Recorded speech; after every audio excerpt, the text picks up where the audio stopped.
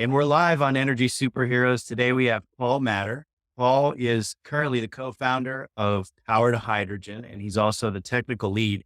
Before that, he was the co-founder of pH Matter, which is a company that makes catalytic materials with a heavy focus in the fuel cell sector. They spun out Power to Hydrogen to build systems for hydrogen production. And I think it's really cool because they come at it a different way than a lot of companies do. Paul's going to tell us about that today. Paul, welcome to the podcast. Yeah, thanks, Peter. Thanks for having me. Hey, so you got to tell us, what did you guys learn from pH Matter and how are you guys approaching that with Power to Hydrogen in order to do things maybe a little different than other folks do? Yeah, so originally I founded pH Matter back in 2010, and we were really focused on developing catalyst materials, had a lot of research and development projects, and we started out working really in the metal layer battery space. So these are like hearing aid batteries, but we were developing materials so you could make them rechargeable, and that evolved into actually do reversible fuel cell materials. So this fuel cell that could be both fuel cell and an electrolyzer. So it could make hydrogen from electricity, or it could use the hydrogen to generate power back, provide when you needed it. But while we were working on the materials, we came up with, we found were some really great electrode materials, that made the process efficient and durable. What we discovered, the conventional cell design just wasn't holding up. Like, we could test these materials by themselves, and we put them into the entire cell. Things just kind of started falling apart. And that's what led us to really rethinking the cell design that was used. And we applied a patent for our new design. And surprisingly, we actually were awarded that patent the first time around with the patent examinations. And anybody that out there's ever gone through patent applications, typically it's multi-year process getting things approved.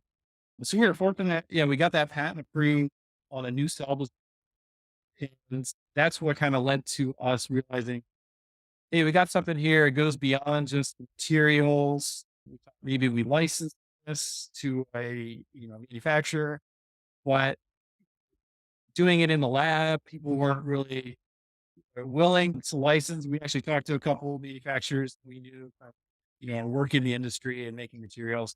So hey, we got to do this ourselves. We got to show that this is really going to have benefits compared to how people are doing things. And so that's what led to the formation of Power to Hydrogen. We need a new company. We're going to go after this, scale it up, and show that it works, and make systems that can make hydrogen.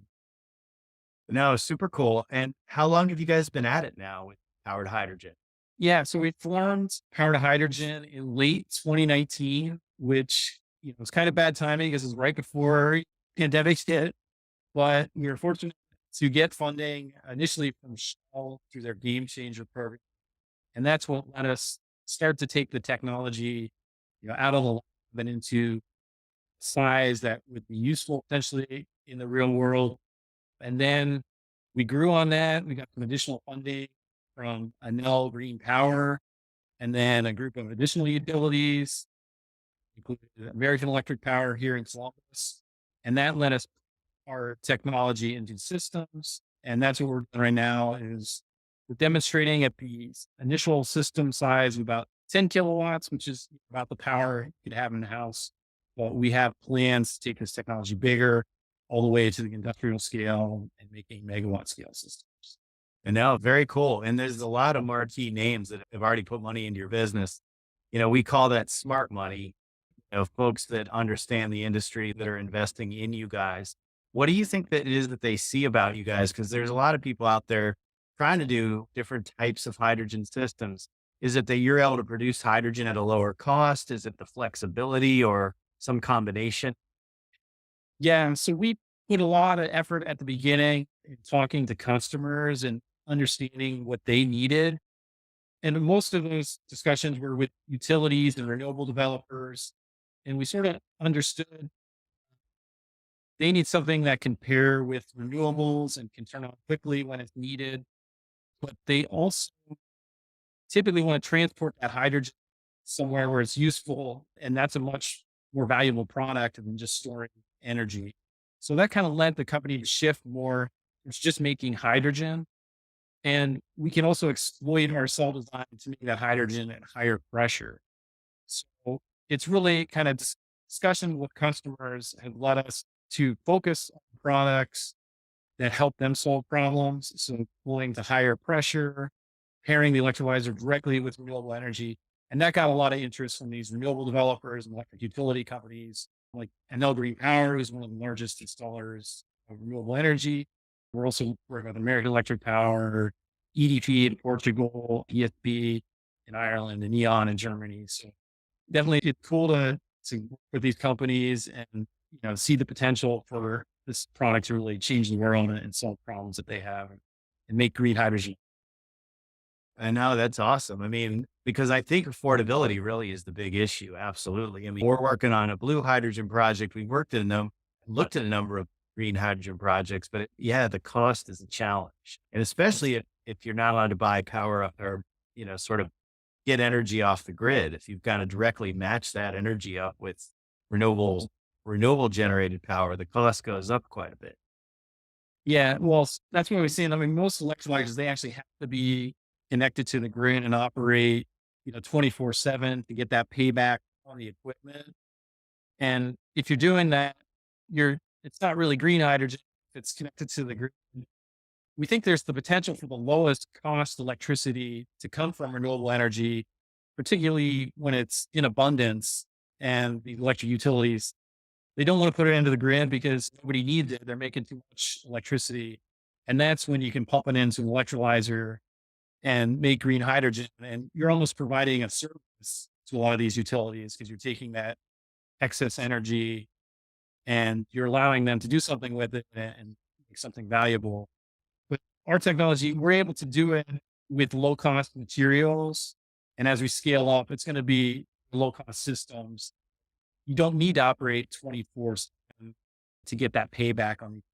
So you can just operate at maybe 30, 40% of the time cheap electricity. We think that's how we're going to get the hydrogen costs down is by having both the low cost equipment, but also being able to use the low cost electricity of renewable energy lines. That makes sense. And then the pressure item, having it be higher pressure, does that make it easier to transport because then it's just ready to go right into transport vehicles versus having to have pressurization? Yeah, exactly. That's something people often ignore is hydrogen is really needed at high pressure and often to transport it or to convert it into something that can be transported. So, over the road, it's pressed about 250 bar, which is about 10 times higher in pressure than conventional electrolyzers can operate today. So to do that pressurization, you need a mechanical compressor that costs as much as the electrolyzer. It's inefficient because you're trying to compress this really tiny molecule that leaks from the pistons and it breaks down a lot. These these developers, they don't like having a compressor as part of the system that just jacks up the capex and it's inefficient. It requires lots of maintenance. So solves a big problem for them to be able to pressurize the hydrogen in the electrolyzer, and then it can be transported over the road if there's facility within driving distance.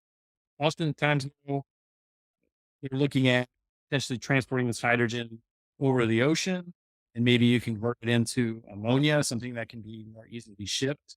And to do that, you need to go to high pressure as well. To convert hydrogen or to liquefy it, you really need it at that high pressure. And so we saw that no one else was trying to do that, and we figured out a way to do it with our cell design. And so we're super excited. We think that's going to be a big breakthrough in really bringing down the cost of hydrogen in the way that it's being used, and it needs to be used until we have pipelines that run all over the world that can transport the hydrogen. You got to be able to Yeah. pressurize.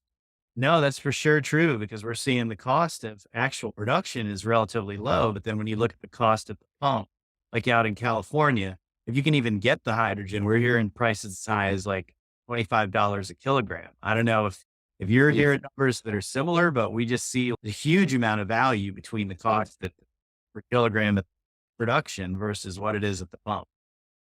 Yeah, and that's And for the fuel cell applications, it needs to go to even higher pressure. It's just something we're working on, and hopefully we can help get that cost down even more for the very high pressure applications that can enable fuel cell vehicles and heavy duty transport vehicles that use high pressure hydrogen. But there's a number of industrial applications that don't need it quite that high, like ammonia production or liquefaction, other applications. So that's our first step is going to be that pressure. And then long term, I think this technology could help enable fuel cells and hydrogen refueling at lower costs. I think, definitely the cost is coming down as we start to see larger scale hydrogen production, but we got a ways to go to get to the Department of Energy target, which is $2 per kilogram produced 30 bar pressures. That's a tough one. Yeah, but the sooner we get there, the better in terms of energy transition. Are you seeing what are some of the most popular end use applications? We're, of course, hearing about transport, but I'm sure there's a number of other applications. What are you seeing as end use applications that are growing in terms of, we get this question all the time, who's buying hydrogen today? Yeah, there's, a lot of interest for ammonia production, which is used for fertilizer. And that's produced right now from gray hydrogen. So it's really about just cleaning up that process and using fossil hydrogen to make or fossil fuels to make your hydrogen for ammonia. You could use green hydrogen. It's a drop in replacement. We're also seeing a lot of interest from steel producers. That's a big source of carbon dioxide emissions. And you can make steel from hydrogen. You don't have to use coal. So there's companies, particularly in Europe, a lot of interest in converting over to green steel. And then we're seeing also industrial heating applications. And that's something our technology could also potentially be a good fit for because we can pressurize oxygen as well. And so you can take the hydrogen and oxygen you produce from electrolysis and then use it to generate high temperature heat for making stuff like glass or ceramics. And that burns much more clean than trying to use air and fossil fuels because with air and fossil fuels, you're making carbon dioxide, you're also making NOx, and that comes with the rate. Whereas you use hydrogen, oxygen, you're just making water and very high temperature, high value heat. So we think that's potential interesting application. And then I'd say the last one we're seeing a lot of interest is in sustainable aviation fuels. So this is taking carbon dioxide that's captured from the atmosphere or, sequestered from industrial process, potentially using biomass as a source, and then converting that into diesel fuel using green hydrogen as the chemical input into that process. And then you have essentially a CO2 or a cycle for your carbon dioxide where jets and airlines don't need to use fossil based diesel fuel. They can use a sustainable aviation fuel. And that's really the only way to power jets and things like that right now. It's going to be a long road to try to convert that to batteries or fuel cells. So that production of sustainable aviation fuels using green hydrogen. It's another big application for seeing interest. No, very cool. In terms of the sizing of your systems, are you completely flexible or are you modularizing and sort of going after specific sizes that you see demand for?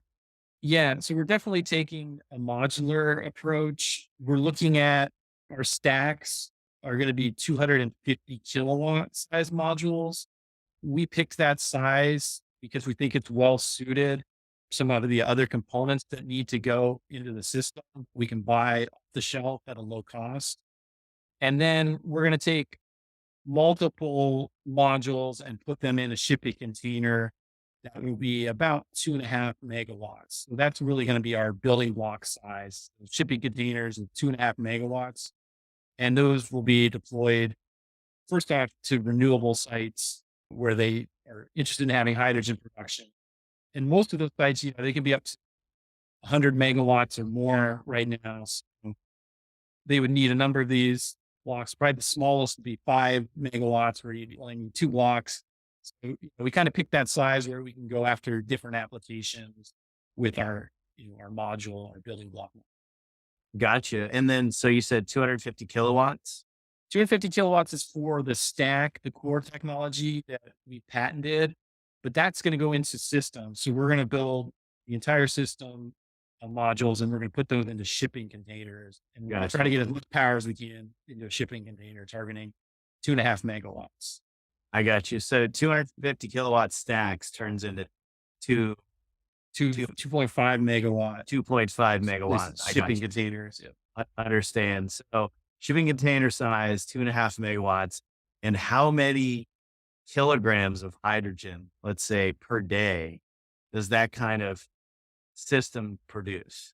Yeah, you're pretty much, so we're roughly 50 kilowatt hours per kilogram of hydrogen I got produced. If you got a 250 kilowatt stack, that's about, five operating full times 5 kilograms. Or give you you. a rough Okay. idea. Yeah. So 10 of those 50 kilograms per hour, you're operating around the clock. You're talking over 1,000 kilograms a day in one of those. Right. From the container. So yeah. And it's funny that 1,000 kilogram a day size. We hear that repeatedly as kind of a sweet spot. I don't know why a lot of people have settled on that, but it seems to be around a number that's sort of a round number that people seem to think is a good size. Yeah, industrial scale applications are all, multi-megawatt kind of scale. So that's just the size you land on. Windmill, usually at least 5 megawatts of power. So, you're talking multi-megawatts, most industrial applications for hydrogen. So Yeah, that it's makes not, small like we're used to. Maybe it's a lot of the batteries systems and energy storage systems can be tiny and fit on an individual house. Most of the commercial applications for hydrogen are going to be big and lots. gotcha. So the shipping container, is it light enough that it can just travel over the road on a semi truck? Yeah, that's the plan, is that these shipping containers can be deployed semi truck, or, they can be shipped by train or on the ocean. And what's nice is because right now, a lot of oil and gas projects or even green hydrogen projects, they're custom systems. This is the approach a lot of people are taking, where you got to design and build custom system that requires a lot of engineering. And we hear a lot of complaints from customers that these green hydrogen projects are running over time and over cost, and the installations costing more than the equipment. But a lot of these electric utilities, they're used to what was kind of done in the battery space, battery energy storage systems, and shipping containers filled with batteries. They like that kind of plug and play ability, battery energy storage. So we tried to kind of replicate that in our approach. We'll build the system inside a factory where, we can make 1,000 a year and get economies of scale to get the cost on the systems, and then make it really easy to deploy to the renewables and install almost plug and play, and really get the cost on installation and project development. We think that's the best approach to scale. And that's, why we're doing these containerized systems that are easy to deploy. Eventually, once we get to scale, maybe where you're doing gigawatt scale projects, and it may make sense at that point where it's a custom system built on state, with really big electrolyzers and systems. Not try to do everything module, but starting out, we think this is the way to go. Good first to get the cost down until the technology is further developed and the projects get to that scale. No, I think that's right. And have you had any people reach out to you about, we hear this from time to time, hydrogen refueling stations, there's developers out there that are going to want to put stations around in different locations. California is the obvious place, but now it looks like New York is going to pass a rule that has some kind of LCFS type standard for their fuel. That's going to lead to a flurry of, I think, station developers in New York as well. Yeah, that's one thing. We're definitely interested in partnering companies developing these hydrogen refueling stations. One of the companies we're working with is actually doing that for they have a fuel cell powered car they're developing. So we hope to be able to announce that. But they're looking at deploying mobile refueling stations for their cars. And then, there's a lot of development going on right now in fuel cells for heavy duty vehicles. And so these are more, you know, industrial customers, but may have a fleet of vehicles and bring it back to a site where they can refuel them with hydrogen. And there's interest in being able to do the hydrogen production there.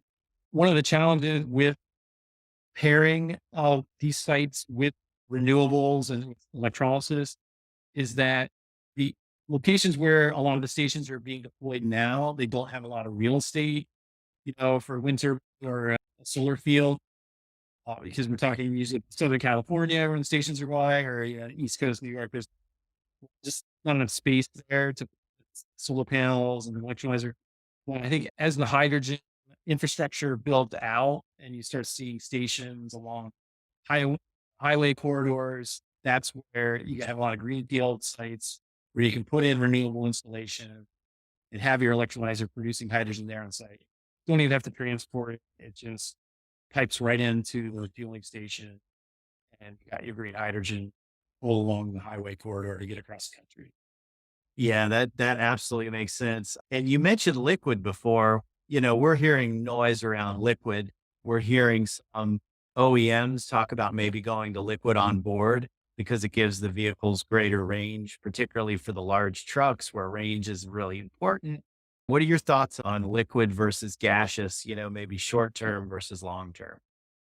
Yeah, I think the liquid, it definitely helps with the range. It helps with distribution now because it's easier to transport larger amounts of hydrogen long distances, more condensed liquid form.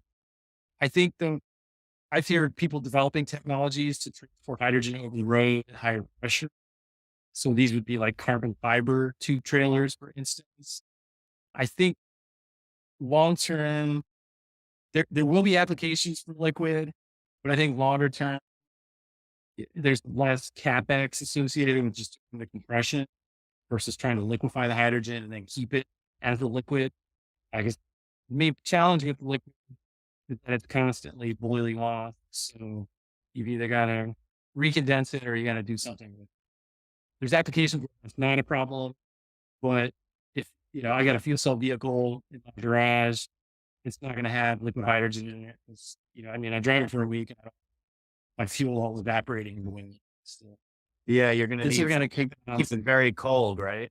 yeah, you got to keep it cold and then put energy into it. It's a bit challenging for many applications to try to expect to be able to keep it as Right. Yeah, that we've heard that. I mean, we've seen some pretty cool technology that allows it to stay liquid without the boil off, but it's anybody's guess as to where along the value chain it's going to be liquid versus where is it going to be gas. You could imagine on certain trucks where maybe they want to do liquid on board because the range is so good. Maybe you've got special storage containers on these refueling stations where you can store it in liquid form. But I agree, it could be some kind of combination. yeah. And one direction we're seeing people go to is ammonia because you can store a lot of hydrogen in the form of ammonia. It's a liquid at reasonably low pressures, and we know how to transport ammonia and handle it. So it's a potential route for shipping hydrogen across the ocean or even using.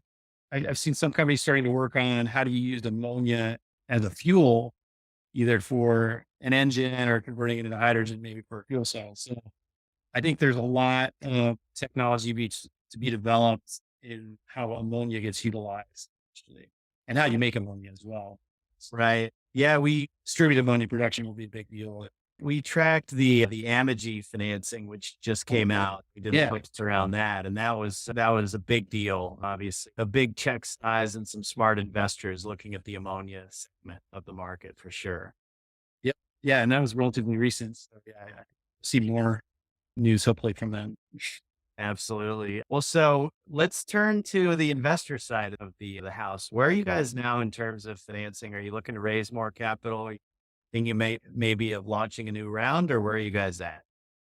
Yeah. So we're currently raising a Series A round and we're looking at this funding basically to demonstrate commercial scale pilots. So this is, megawatt scale systems I was talking about, and deploy them to customer sites. So we've already done the subscale systems, customer sites, but this will be the full module size out in the field and demonstrate that works. And then also finalize our manufacturing plans and demonstrate pilot scale manufacturing is really the goal of that round.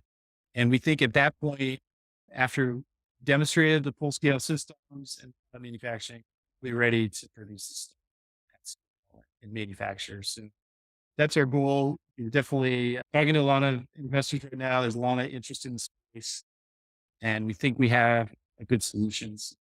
We're optimistic we'll be able to announce this round pretty soon. No, very good. That's good to hear. And, the investors will kick me if I don't mention, are you guys talking at all about doing hydrogen as a service, instead of selling your equipment? I'm sure you've gotten this question from investors because Sure, investors sure. love everything as a service, recurring revenue. Yeah. That's always the mantra. So what are your thoughts around that?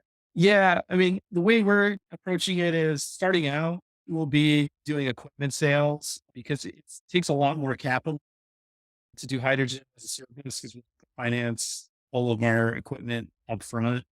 But we do have many customers who don't want to buy equipment. If they're used to buying, natural gas and they want to switch it over to hydrogen, they just want to buy the hydrogen. So we think as we scale up that equipment and the business becomes more capitalized, we'll be able to start doing deals where we're just selling hydrogen to people and we'll install our equipment at their site or nearby and just charge them for the hydrogen that we can maybe through the fence. You're already in the fence, depending on the customer. So I think long term hydrogen as a service is where we could end up as a company. And it's just going to take a lot of capital to get there. That's good. Well, as an investment banker, I love hearing companies that say they need a lot of capital and that Yes. have recurring revenue business models. We get that all the time. And it's a lot of it has to do with exit multiples because the multiple you can associate with recurring revenue business is always so much higher than just a pure capital intensive sort of equipment sales business. On the flip side of that, there's a lot of thought that goes into, okay, I've got capital equipment in the field. How do I maximize revenue in terms of parts replacements and maintenance and service and all that sort of stuff? So there's a couple of different ways to skin the cat of recurring revenue. Yeah, definitely. We won't just be installing equipment, even if we're doing equipment sales. There would also probably be service contracts associated with that.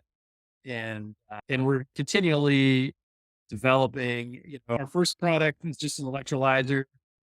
But as I mentioned, really the origins of the technology was a reversible fuel cell. And we're going to even higher pressures on the hydrogen. So we have funding actually from NASA that's helping us develop this technology into a reversible fuel cell system.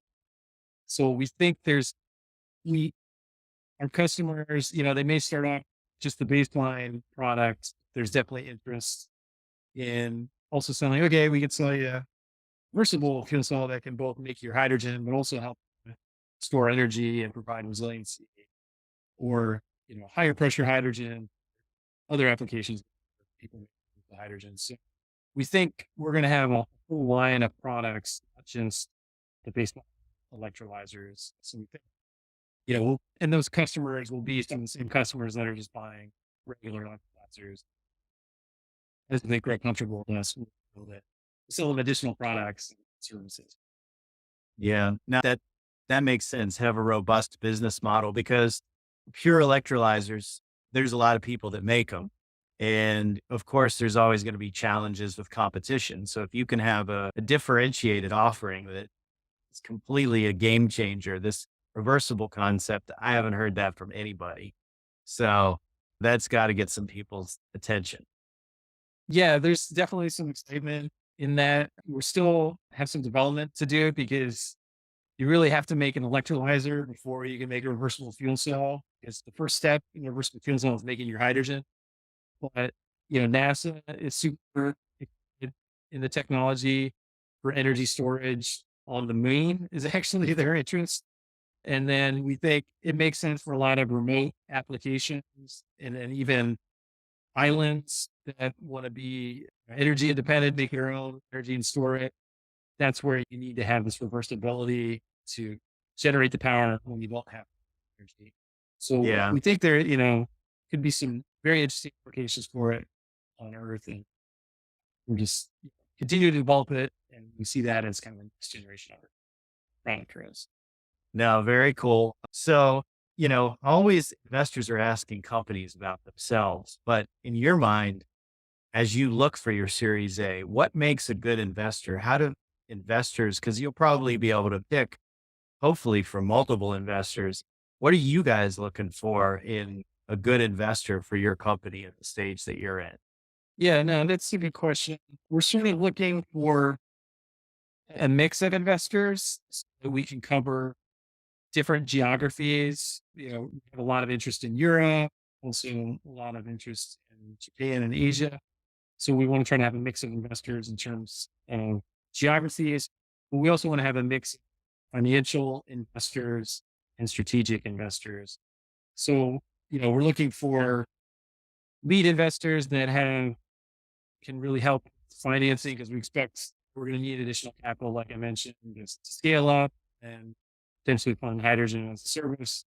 So, so yeah, investors that have a strong financial backing, and then strategic investors who could be customers or partners. For instance, again, there's investors that could produce hydrogen storage tanks. We have one potential investor in that area, and investors that potentially use the hydrogen to produce sustainable aviation fuel.